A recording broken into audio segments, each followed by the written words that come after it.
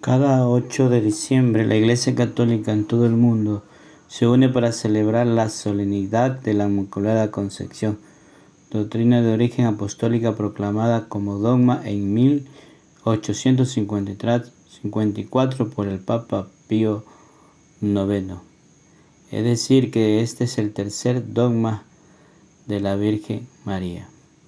¿A qué se hace referencia en la Inmaculada Concepción? La Inmaculada Concepción hace referencia a la manera especial en que fue concebida María.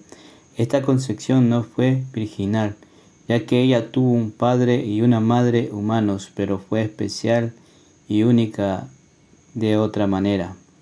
¿Qué es la Inmaculada Concepción? El Catecismo de la Iglesia Católica describe: para ser la madre del Salvador, María fue dotada por Dios con dones a la medida de una misión tan importante. El ángel Gabriel, en el momento de la anunciación, la saluda como llena de gracia.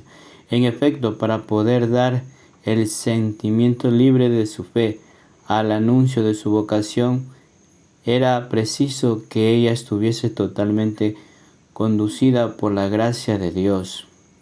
A lo largo de los siglos, la Iglesia ha tomado conciencia de que María, llena de gracia por Dios, en Lucas 1:28, había sido redimida de su concepción.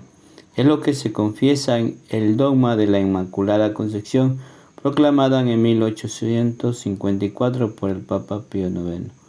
La bienaventurada Virgen María fue perseverada, inmune de toda la mancha de pecado original en el primer instante de su concepción, por singular gracia y privilegio de Dios omnipotente, en atención a los méritos de Jesucristo, Salvador del género humano.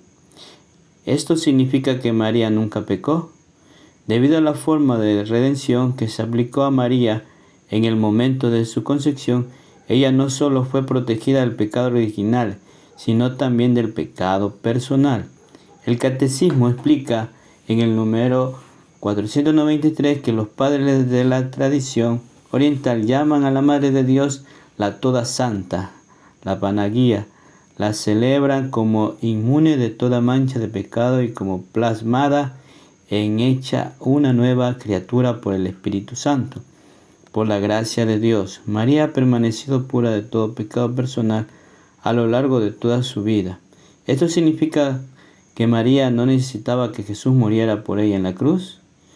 No, María fue concebida inmaculadamente como parte de su ser, llena de gracia, así redimida desde el momento de su concepción, por una singular gracia y privilegio de Dios Todopoderoso y por virtud de los méritos de Jesucristo, Salvador de la raza humana. Tal como lo explica el Catecismo en el número 492, esta resplandeciente santidad del todo singular con la que ella fue enriquecida desde el primer instante de su concepción, le viene toda entera de Cristo. Ella ha sido redimida de la manera más sublime en atención a los méritos de su Hijo. El Padre la ha bendecido con toda la clase de bendiciones espirituales en los cielos en Cristo, más que a ninguna otra persona creada. Él la ha elegido en Él antes de la creación del mundo para ser santa e inmaculada en su presencia en el amor. En el número 508, el Catecismo describe: de la descendencia de Eva, Dios eligió a la Virgen María para ser la madre de su Hijo. Ella, llena de gracia, es el fruto más excelente de la redención.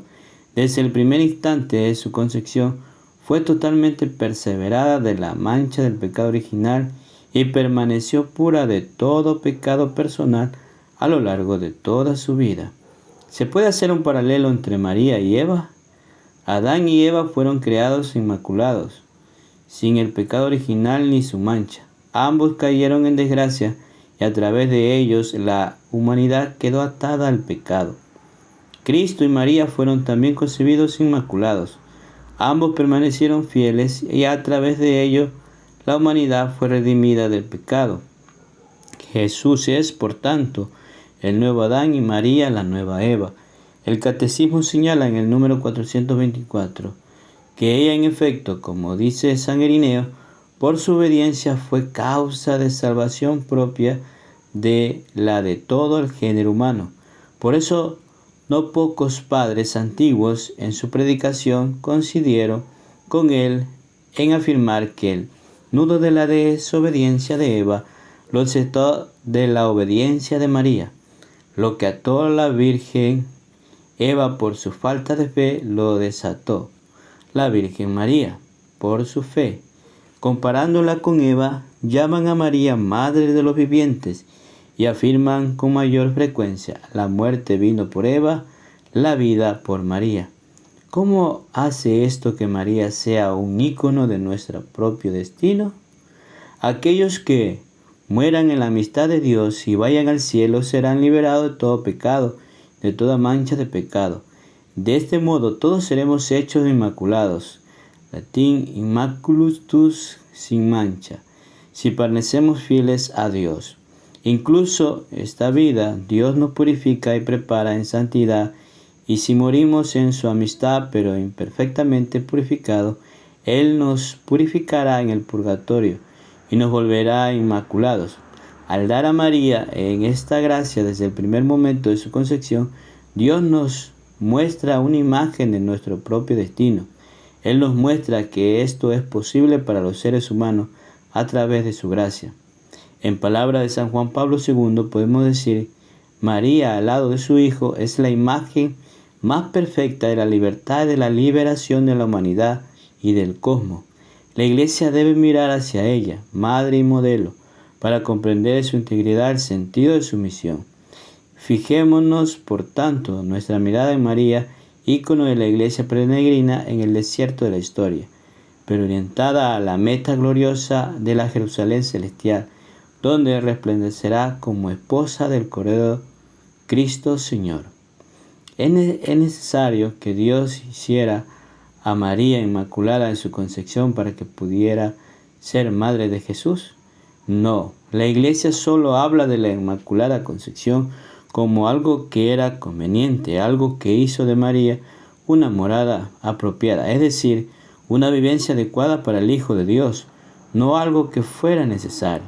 Al respecto, los padres de la Iglesia afirman que la misma Santísima Virgen fue, por gracia, limpia de toda mancha de pecado y libre de toda mácula de cuerpo, alma y mente, y que siempre estuvo con Dios y unida con Él con eterna alianza, y que nunca estuvo en las tinieblas sino en la luz, y por consiguiente fue altísima morada para Cristo, no por disposición corporal, sino por la gracia original, como explica el Papa Pío IX. Porque ciertamente no era conveniente que este vaso de elección fuera herido por las heridas comunes, ya que ella, a diferencia de los demás, solo tenía en común con ellos la naturaleza, no el pecado. De hecho, era muy apropiado que, así como el unigénito tiene un Padre en el cielo, a quien los serafines ensalzan como 3 veces santo, así también tuviera una madre en la tierra que jamás hubiera sufrido nunca el esplendor de su santidad. Esto es lo que podemos decir de este tercer dogma mariano.